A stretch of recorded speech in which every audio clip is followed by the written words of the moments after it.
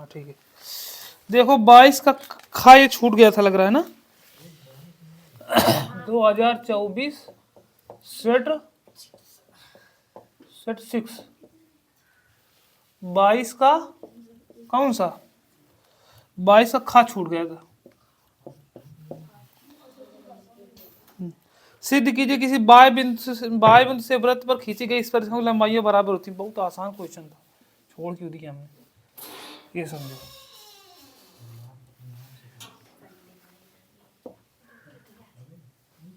टीका लगाए कहाँ कह देगा बेटी,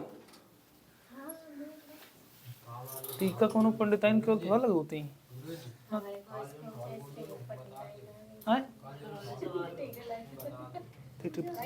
इसको देखो तुम लोग, कह रहा है सिद्ध कीजिए किसी बाह्य बिंदु से वृत्त पर खींची गई स्पर्शरेखा की लंबाइयां बराबर होती है। ये बाह्य बिंदु है, इससे दो स्पर्शरेखाएं, ये इसको पी मान लो, इसको ए मान लो, इसको बी मान लो। पी ए बराबर किसके, पी बी के हमको सिद्ध करना है। बाह्य बिंदु से खींची गई स्पर्शरेखाओं की लंबाइयां बराबर होती हैं। ये स्पर्शरेखाएं, ये वृत्त है, ये दो पी ए और एक पी बी, दो स्पर्शरेखाएं, इनकी लंबाइयां बराबर थी, हमको ये सिद्ध करना है। और तुमको मालूम है ये केंद्र ओ है, मालूम है ना। और तुमको बताएं कि स्पर्श रेखा जो होती है वो त्रिज्या पर लंब होती है, तो ये 90 डिग्री होगा, ये वाला भी 90 डिग्री होगा।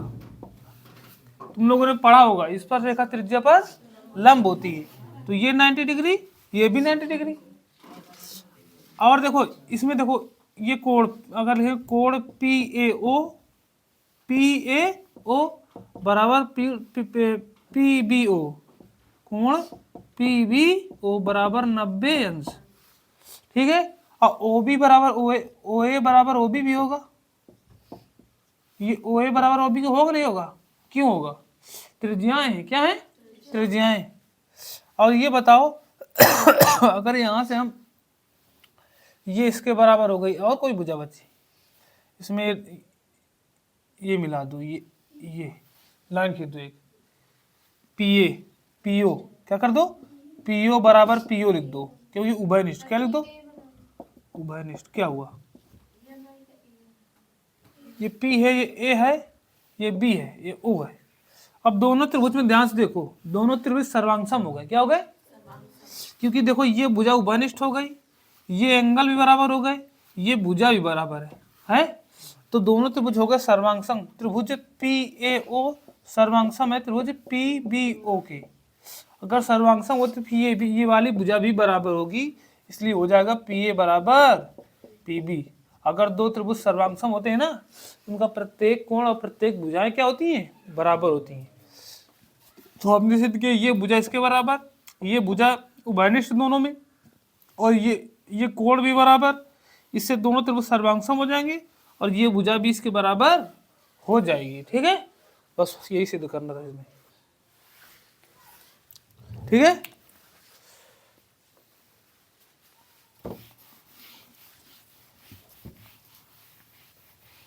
लाइट की व्यवस्था सही से है नहीं, बल्ब भी यहाँ बन रहा है इसमें, कैमरे में कोई दिक्कत नहीं। चलो देखो, अब ये हमने बताया था, गा भी बता दिया, घा भी बता दिया था, अंगा भी बता दिया था। ये चा देखो, इसका चा से चम्मच। देखो यदि एक बगीचे का परिमाप 120 मीटर, बगीचे का परिमाप क्या है 120 मीटर, और क्षेत्रफल 800 मीटर स्क्वायर, तो इसकी लंबाई और चौड़ाई याद कीजिए। और लंबाई चौड़ाई से दोगुनी भी कह रहा है, देखो ध्यान से, ये बगीचा है, ठीक है, उसमें कह रहा है लंबाई चौड़ाई से दोगुनी है। अगर चौड़ाई यक्स मान ली तो लंबाई कितनी हो जाएगी 2x। उसमें लास्ट में बोल दिया ना, लंबाई चौड़ाई से दोगुनी है, माना चौड़ाई क्या, चौड़ाई x तो दोगुनी है था ना, ये 2x हो जाएगी। अब इसका परिमाप कितना है 120, परिमाप क्या होता है 2 लंबाई धन चौड़ाई, क्या होता है 2 लंबाई x है 2x और धन चौड़ाई x है, बराबर 120 दिया है। समझ में आया कि नहीं, होता है 2 लंबाई धन चौड़ाई 120 दिया है। यहाँ से देखो 2 इंटू ये x जोड़ोगे 3x आ जाएगा, 120 हो जाएगा। इसमें 2 का भाग दो, कितना आ जाएगा 60। 3x बराबर 60, x बराबर 20 सेंटीमीटर जो को दिया, ठीक है। अगर ये चौड़ाई 20 है तो ये कितनी हो जाएगी, 20 गुणे 2 40 हो जाएगी, नहीं हो जाएगी 40 सेंटीमीटर। अच्छा ये फल निकालना होता है क्या होता है, लंबाई धन लंबाई गुणे चौड़ाई एरिया। तो लंबाई कितनी है 20, चौड़ाई 40, सॉरी उल्टा बोल दिया, 4 दूना 8, 800 metre centimetre square, sorry metre square हुई ना, मीटर स्क्वायर, मीटर हो गया यहाँ पे। समझ में आया कि नहीं आया। अच्छा बेटा इसी की तो दिया था ना, हाँ पूछ क्या रहा था, संख्या ज्ञात कीजिए। संख्या तो आ चुकी थी, एक 20 और एक 40। समझ में आया।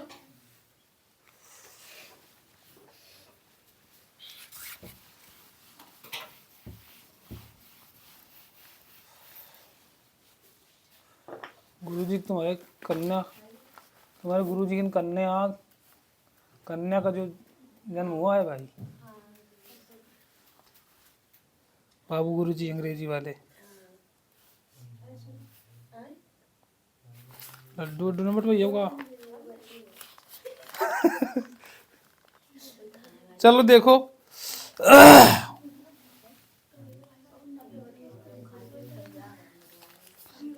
तेईस नंबर देखो, 3/2 हम सोच रहे थे तो थोड़ा टाइम में तुम लोगों को फिजिक्स का न्यूमेरिकल बता दें थोड़ा है, लेकिन तुम लोग उसके बारे में चर्चा ही नहीं करते, क्योंकि पता है इनमें जो जहानाबाद के स्टूडेंट हैं ये उनको आते हैं, ठीक है ना, इसलिए वो टेंशन नहीं लेते। जैसे राधिका है इनको आते हैं। देखो इन दोनों समीकरण को हल करके, ये 4 नंबर का शायद सवाल है, 6 नंबर का, इनको हल करके हमको क्या करना है, हमको ऊपर लिखना चाहिए था इनको, लेकिन चलो कोई एक्स वाई के मान निकालने हैं, ठीक है। तो ध्यान से देखो, पहले इसमें क्या करते हो, मैं एलसीएम ले लो। एलसीएम कितना है 3 9, 6 एलसीएम लो, तो 3 9 3 तिरका 9x माइनस का 3 दूनाई 6, तो 5 दूनाई 10y बराबर माइनस का 2, इसका गुणा कर दो तो आ जाएगा 9x माइनस का 10y बराबर 6 दूनैया माइनस का 12। ठीक, इधर भी आओ, एलसीएम लोगी तो हो जाएगा 2x प्लस का 3y इक्वल टू 13, क्योंकि 3 गुना 6, 6 से कट जाएगा ना। अब देखो क्या इनके गुणांक बराबर है, नहीं है ना, तो गुणांक बराबर करो, इसमें 9 है, इसमें 2 है, इसमें 10 है, इसमें 3 है, तो गुणांक बराबर होंगे। या तो गुणांक ना बराबर कर तो या तो मान निकाल के रख दो, तो कैसे करें गुणांक बराबर करके। अगर गुणांक बराबर करना है तो तुमको यहाँ पे या वाला कर लो, ये वाला, इसमें 3 का गुणा करो, इसमें 10 का गुणा करो, ठीक है। क्या करना, इसको समीकरण तुम 1 मानो, इसको 2 मानो, और लिखना ऐसे, समीकरण 1 में 3 से गुणा, और समीकरण 2 में 10 से गुणा, मार्कर में करी बची, ठीक है। इसमें तुम करोगे 3 से गुणा, तो 9 तिया 27x माइनस का 30y माइनस का 12 है ना, तो कितने गुणा करा है, 3 का 12 36, इसको लिख लो यहाँ पे कितना हो जाएगा, तो कितने कराना है यहाँ पे 10 का, तो 20x प्लस का 30y इक्वल टू 130। समझ में आया कि नहीं। जोड़ दो दोनों को, 30y तो 30y कट जाएगा, और 27 में 20 जुड़ जाएगा, कितना हो जाएगा 47x बराबर, इधर घट जाएगा, 130 में 36 घटाओगे कितना आएगा 94, नहीं आएगा 94, 2 बार जाएगा, क्या है x बराबर कितना आ गया 2, x बराबर 2 आ गया, चाहे समीकरण इसमें रख दो चाहे इसमें रख दो, इसमें रख दो। तो 2 गुणे x समान कितना है 2 प्लस का 3y इक्वल टू, तो ये 4 हो जाएगा। 4 प्लस का 3y इक्वल टू 13। तो 3y इक्वल टू 13 में 4 घट जाएगा। तो 3y इक्वल टू कितना आएगा बेटा 9। 3 का भाग हो जाएगा, y बराबर आ रहा है आंसर। बस इतना करने से तुमको 6 नंबर मिलने थे। कोई कठिन है क्या इसमें? आया समझ में?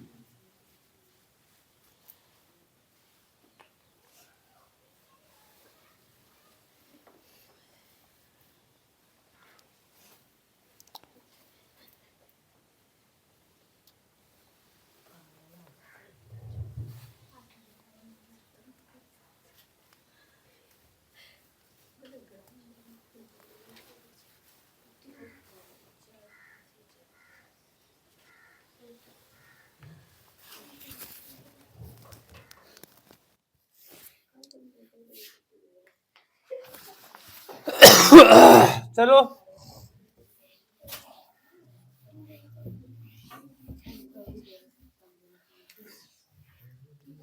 अगला कौन सा है? अगला उस एपी के प्रथम 51 पदों का योग। बहुत सही, वाह वाह अंजलि वाह। टेंशन फ्री लाइफ जियो है बिट्टू, तुम जियो जियो और जीने दो। सोचो सोचो, 2 महीने बाद परीक्षा है तुम्हारी, ठीक है? सोचो जरा तुम। और तुमने एक भी सवाल लगाए? नहीं लगा।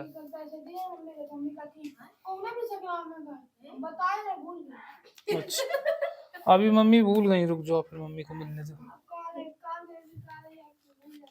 तो विषय तुमने बताई नहीं होगी तो कहाँ से लाएंगे? चलो कोई बात नहीं। देखो उस एपी के, देखो इधर इधर, उस एपी के 51 पदों को योग ज्ञात कीजिए। एपी का मतलब समांतर श्रेणी, ठीक है ना? तो 51 पदों को योग निकालना है, और जिसके दूसरे और तीसरे पद कौन सा दिए गए? दूसरा पद। देखो समांतर श्रेणी की बात करें,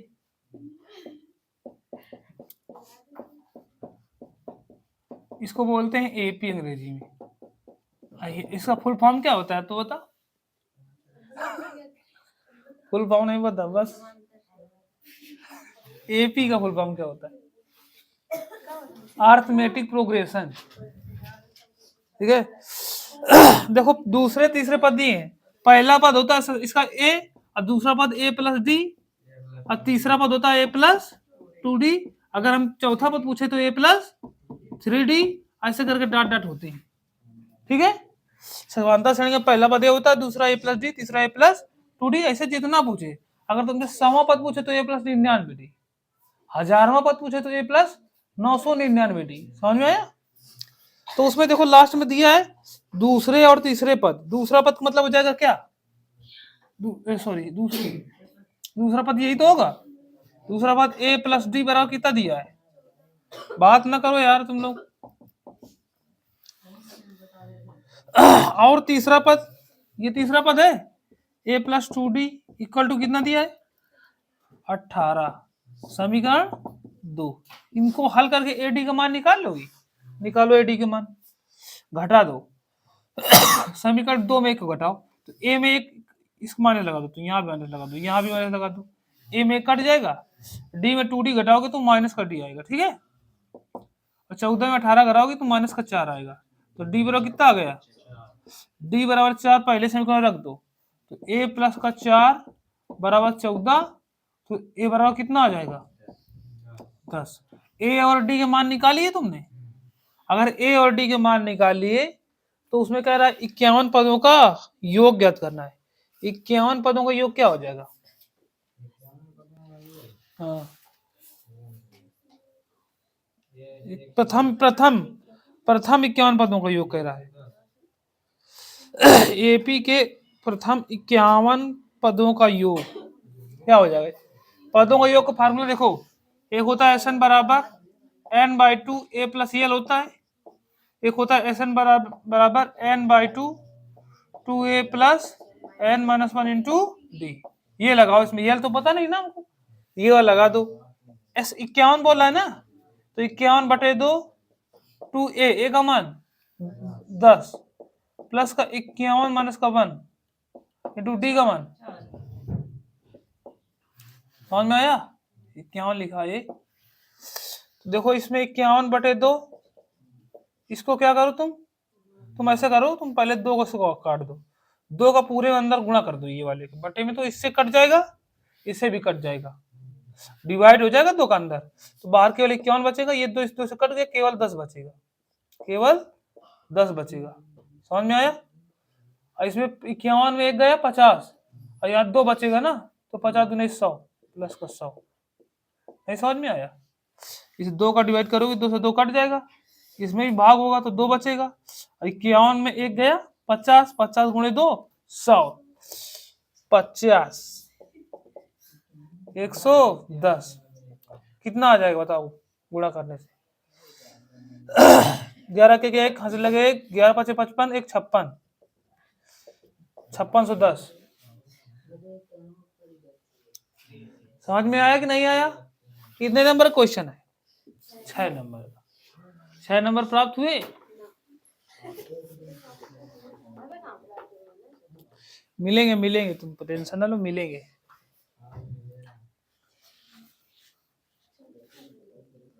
बहुत सही।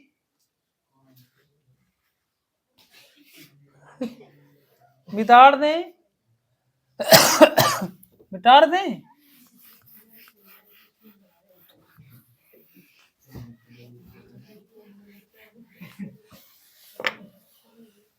केवल अनसॉल्व मन लगा, पूरे सवाल अनसॉल्व जितने बताए उतने आने चाहिए तुम लोगों को। अगर उतने सवाल तुम लोग को आते हैं अनसॉल्व के, जितने बता जाए 2 10 20 सेट के, तो तुम्हारे 100 में 100 आएंगे मैथ। हम मजाक नहीं बता रहे, उससे ज्यादा 1 2 नंबर आ सकते हैं, कम नहीं आएंगे। 24। एक मीनार के ऊपर एक झंडा लगा है। चलो इधर देखो, एक मीनार के ऊपर झंडा लगा, ये मान लो तुम मीनार है, थोड़ा सा इसको मोटा कर दें, मीनार है यार। है?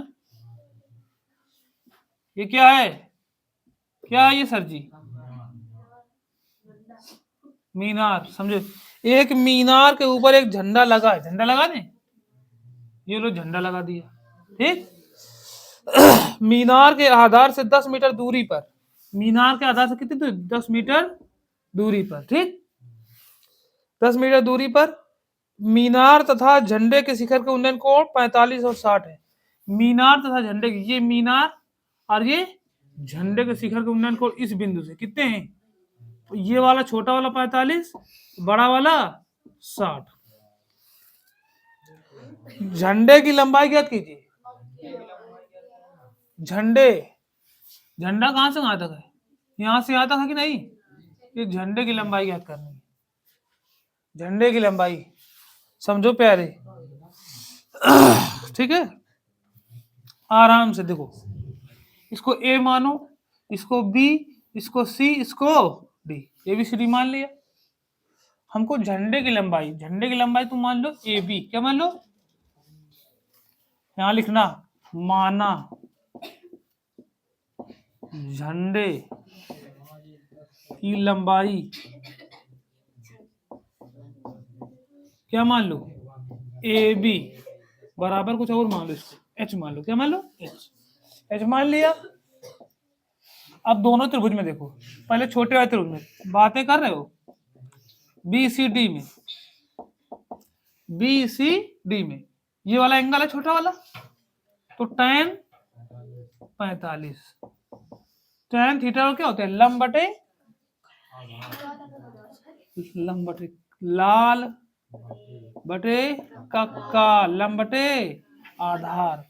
तो लंब कितना है बेटे? देखो बीसी है कि नहीं, आधार 10 है कि नहीं, लंब बीसी आधार 10, ठीक है। कोण कितना था? 45। tan 45 समान 1 होता है, बीसी बटे 10, बीसी बराबर 10, ठीक है। बी से और 10 मीटर आ गया। तो यहाँ से यहाँ तक कितना आ गया 10 मीटर। समझ में आया। अब बड़े वाले त्रिभुज में लगाओ। बड़े वाला त्रिभुज कौन सा है? सही नहीं कर पाएगा यार तुम। त्रिभुज ए सी डी में पूरे में क्या कर दिया तुमने? अरे यार तुम डर रहे हो। तुम राउंड बस बस बस बस। इधर देखो ए सी डी में, ठीक है, पूरा वाला कोण कितना है 60, tan 60 लगा दो। लंब कितना है? पूरा है लंब पूरा, ये वाला 10 प्लस का वो वाला h, आधार 10, tan 60 का मान √3 बराबर 10 प्लस का h बटे 10 गुणा इधर कर दो तो हो जाएगा 10 प्लस का h बराबर 10 √3 हो जाएगा। तो h बराबर कितना आएगा 10 √3 माइनस का 10 मीटर, मीटर सेंटीमीटर जिसमें दिया हो 3 मीटर। नहीं आ रहा क्या आंसर? कॉमन ले लीजिए, 10 कॉमन भी है ना, √3 माइनस का 1 आ जाएगा। अब भी ना आ रहा हो तो √3 का मान रख दो।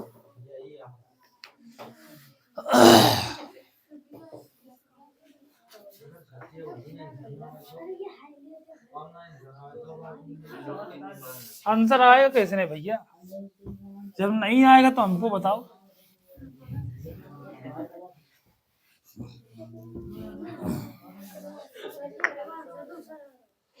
तुम आंसर एक दूसरे के गलत वलत भी होती है ना। √3 का मान भी रख सकता है वो। चलो प्यारे प्यारे बच्चों, अथवा वाला क्या है? अथवा वाला 50 मीटर ऊंची मीनार की चोटी से, 50 मीटर ऊंची क्या है ये? 50 मीटर ऊंची मीनार की चोटी से, यहाँ पे चोटी पे देखो, चोटी के ऊपरी सिरे और आधार के अवनमन कोण 50 मीटर ऊंची मीनार की चोटी से एक खंभे के ऊपरी और अवनमन कोण कह रहा है। जब भी अवनमन कोण बोले तो समझ लेना कि ऊपर से नीचे की तरफ दिख रहा है। इसका मतलब ये मीनार है और ये खंभा है। क्या है? ये मीनार है और ये खंभा। अब समझो, ऊपर से नीचे की ओर देखोगे तभी अवनमन कोण बनता है, ठीक है। तो इसके आधार और शीर्ष के अवनमन कोण दिए गए हैं। इसे क्या क्या दिए गए हैं? 45 और 60। ऊपरी सिरे चोटी से खंभे के ऊपरी सिरे और आधार के ऊपरी सिरे और आधार के अवनमन कोण 45 और, तो ये वाला अवनमन कोण जो बन रहा है बेटी 45 बन रहा है, ठीक है। ये वाला बनेगा तो ये वाला भी 45 हो जाएगा, एकांतर कोण, ठीक है। ये वाला पूरा 60 है तो ये वाला भी 60 हो जाएगा। समझ में आया कि नहीं? तो खंबे की ऊंचाई ज्ञात कीजिए। खंबे की ऊंचाई निकालनी है। खंबे की ऊंचाई मान लो h, क्या मान लो h। मीनार की ऊंचाई हमको मालूम है क्या है 50, हमको खंबे की ऊंचाई निकालनी है, ठीक है। इसको मान लो तुम ए बी सी डी ई, ये तो इतना तो आता ही होगा तुम लोगों को, ठीक है। ध्यान से देखो, त्रिभुज ए सी डी में, किसमें? ए सी डी में tan 60 हो गया। लंब कितना है? पूरा 50 है कि नहीं मीनार? आधार सी डी है ना। tan 60 का मान 50 बटे सी डी। सी डी क्या आ जाएगा 50 बटे √3 मल्टीप्लाई ऊपर नीचे √3 नहीं सॉरी, क्या क्या क्या क्या 50 सी डी आ गया। ये क्या आया? शांत रहो, रुक जाओ। देखो ये सी डी आया है। क्या है? C D. हमको तो क्या निकालना है? हमको एच निकालना है ना। अच्छा सी डी अगर ये 50 √3 है बेटी बटे अंडर रूट 3, तो ये भी 50 बटे अंडर रूट 3 होगा ना, क्योंकि ये दोनों सीधे हैं, बिल्कुल सामने सामने होंगे। ऐसा तो नहीं कि मीनार खंबा तो इधर को जाए इधर को जाए, ठीक है। इसलिए हम कह रहे हैं कि ये सी डी तुम्हारा बराबर किसके होगा, बी के होगा, ठीक है। तो ये 50√3 है, तो ये भी 50√3 होगा ना। अब ऊपर वाले त्रिभुज में लगा दो, छोटे वाले त्रिभुज में। छोटा वाला त्रिभुज क्या है, ए बी ई में। लेकिन एक मिनट, हमको तो एच निकालना है ना, तो उसमें कहाँ एच है, हाँ एच निकाल, तुम ये नहीं, तुम ए बी निकालो। क्या निकालो, ए बी। समझो बात को, अभी आंसर नहीं आया, अभी आधार निकला सी डी। अब ये बार तुम tan 45 लगाओ, tan 45 हो गए। लंब क्या है, ए बी, आधार क्या है 50 बटे अंडर रूट 3, अंडर रूट 3 ऊपर चला जाएगा।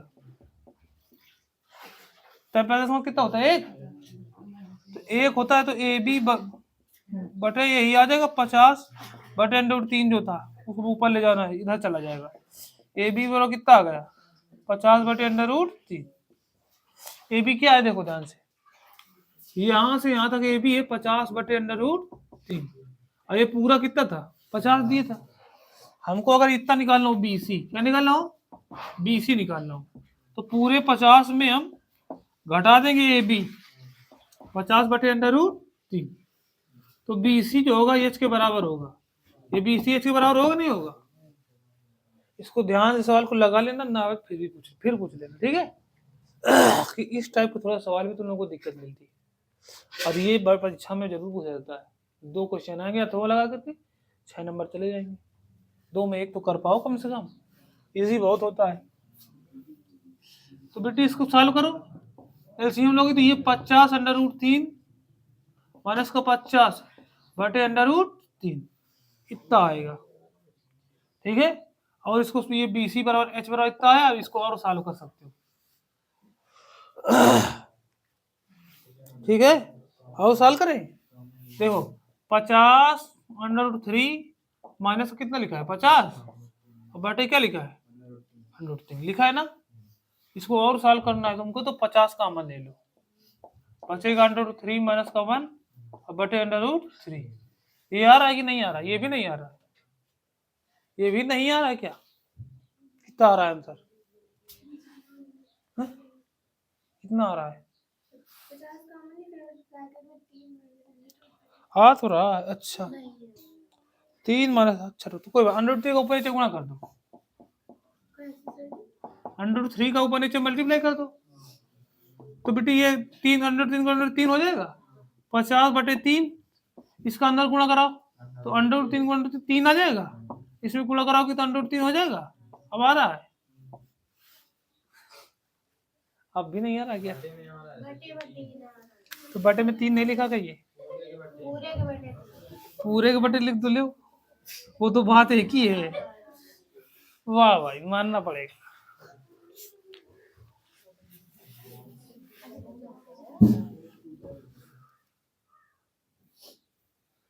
आज गायब, मनीष गायब है आज।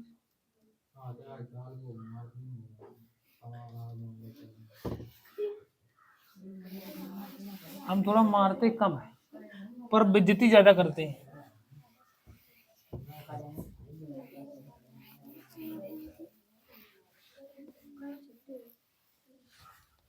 अब संडे को देखो तुम्हारा टेस्ट होगा, कॉपी वापी चेक बाद में होगी, पहले संडे टेस्ट होगा, सब लोग आएंगे और टेस्ट देंगे। और थोड़ा एक डंडा तुम लोग लेते आना यार, बिना डंडा के, हाँ हाँ लेट बुलाएंगे, धूप में बुलाएंगे ताकि धूप में मारने में भी थोड़ा अच्छा लगे, ठीक है।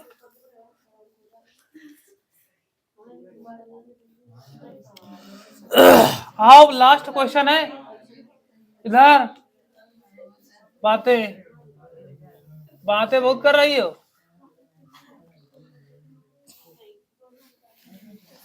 15 सेंटीमीटर त्रिज्या वाले वृत्त की कोई जीवा केंद्र पर 60 अंश कोण अंतरित करती है, लघु और दीर्घ वृत्त खंडों के क्षेत्रफल का कितनी बार बताया। देखो इधर देखो, ध्यान से देखो, ये वृत्त है,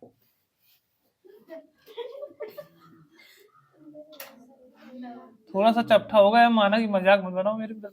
ठीक है, देखो 15 सेंटीमीटर त्रिज्या कितनी इसकी, देखो ये त्रिज्या है कि नहीं, इसको अगर तुम बेटी ओ मान लो तो ये त्रिज्या 15 सेंटीमीटर होगी, ये भी 15 सेंटीमीटर होगी, होगी कि नहीं होगी।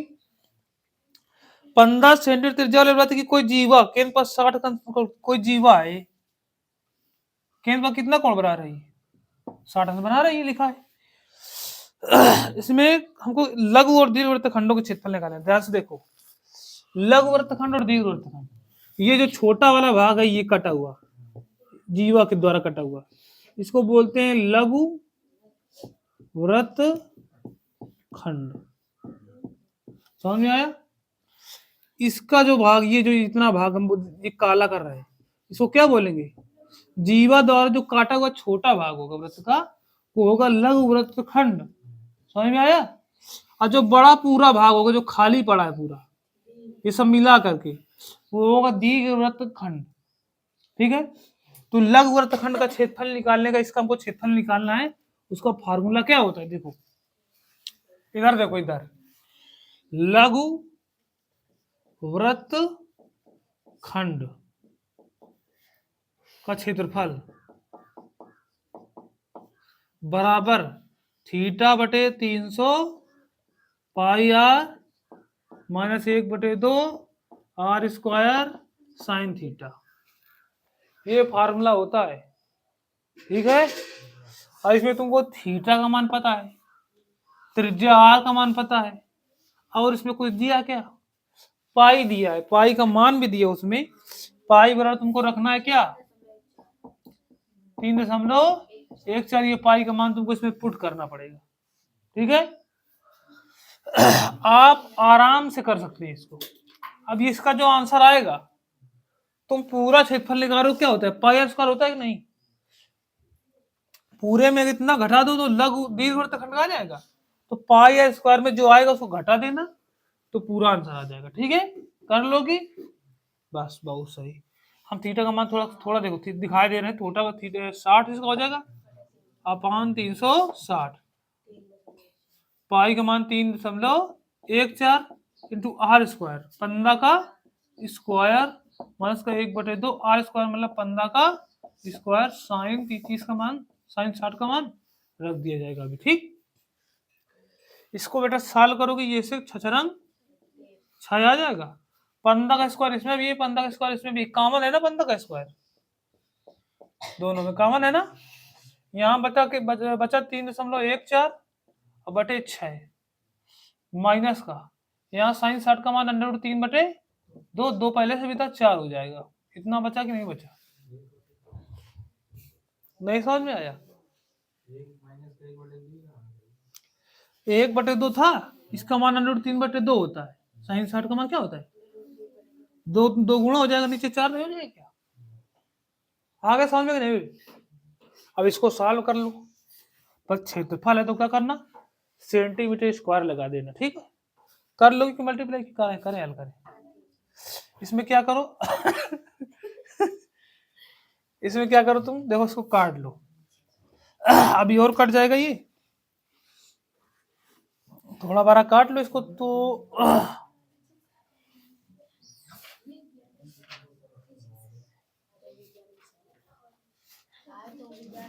15 का स्क्वायर क्या होता है, 225 मल्टीप्लाई में, इधर देखो 314 क्या लिखा है बेटी, बटे 6 लिखा है, इसका मान भी निकाल लो, इसका भी मान निकाल दो तुम, और दोनों घटा दो। इसका मान या तो एलसीएम लो, इसका 4 गुणा, इसमें 6 का गुणा करो, इसमें 4 का गुणा करो, इसमें 6 गुणा करो, 6 चौको 24 हो जाएगा नीचे, वैसे कर लो इसको। तो भैया इसमें 4 गुणा करो, 4 चौको 16 के 6 से लगे 1, 4 1 के 4, 4 1 5, 4 3 12, कितना आ गया 12.5 माइनस का 6√3 अपान में 6 को 24। ठीक है, अब 12.56 में इसमें इसको घटाओ, कैसे घटाओगे, √3 का मान रखो, तो 6 इंटू √3 का मान कितना होता है, 1.73, 2 लिख भी दिखाएगा उसने दिया भी, तो बस 2 अंक तक रखो, मल्टीप्लाई करो, 36 का 18 का 8 हाथ से लगे 1, 7 छंग 42 1, 43 की 3 हाथ से लगे 4, 6 के 6 6 4 कितना आ जाएगा 2 इसको हल करो 225/24 है, ये घटाओ बेटी इतना 12.5 है माइनस का 10.38, तो 1256 में 1038 घटाओ कितना आई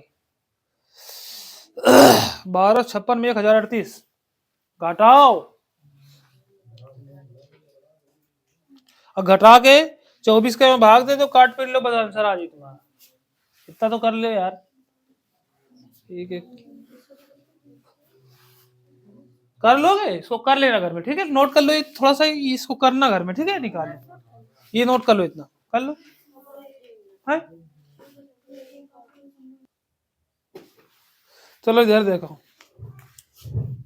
खुल सका तो इधर देखो बाबा, लकड़ी के एक ठोस बेलन के प्रत्येक सिरे पर एक अर्धगोला निकालकर एक वस्तु बनाई गई है।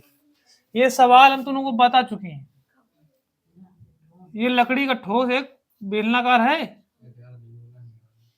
ये तो दुई गोला काट ही लेंगे, ऐसा है ठोस एक अर्धगोला, प्रत्येक सिरे से एक अर्धगोला एक वस्तु बनाई गई है, बेलन की ऊंचाई 10 सेंटीमीटर, आधार 3 इस वस्तु का पृष्ठीय क्षेत्र लगी, समझो बात को। इससे बेटी ऐसे ही काट के एक अर्धगोला ऐसे निकाला गया, इसको कर दो साफ, ठीक, और ये तो कुछ और बन गया, ऐसे निकाला गया, ठीक, इससे भी निकाला गया इधर, ये हो गया चम बिल्कुल, समझ में आया। इसकी ऊंचाई कितनी है दिया है इसमें 10 सेंटीमीटर है, 10 सेंटीमीटर, आधार की त्रिज्या आर बराबर यहां से यहां तक 3.5 सेंटीमीटर, तो वस्तु का संपूर्ण पृष्ठीय क्षेत्रफल क्या पूछ रहा है, संपूर्ण पृष्ठीय क्षेत्रफल,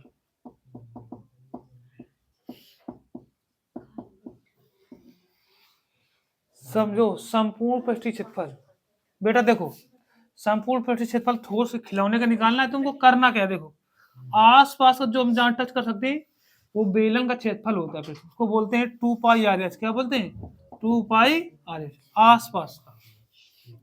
अब इधर टच करोगी तुम तो एक तुमको गड्ढा मिलेगा अर्धगोलाकार, तुम ऐसे टच कर लोगी पूरा तो उसका क्षेत्रफल होगा अर्धगोला का क्षेत्रफल 2 पाई आर स्क्वायर, क्या हो जाएगा, समझ में आया।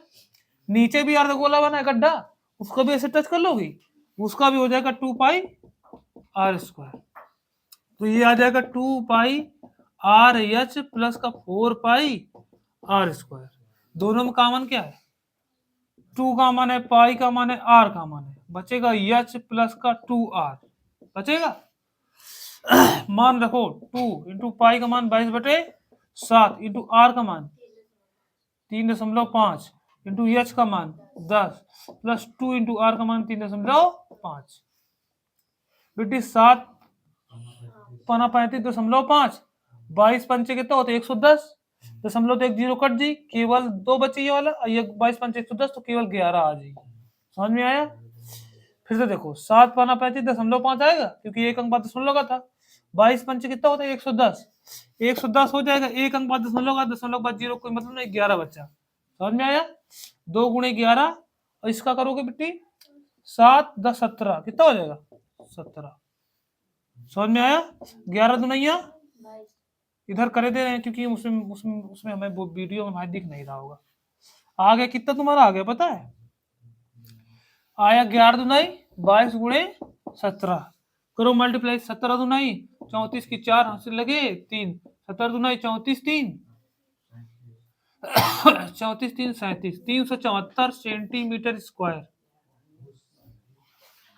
आ रहा है कि नहीं, समझ में आया, बहुत अच्छे से आएगा भाई आएगा, तुमको बेटी समझ में आ गया।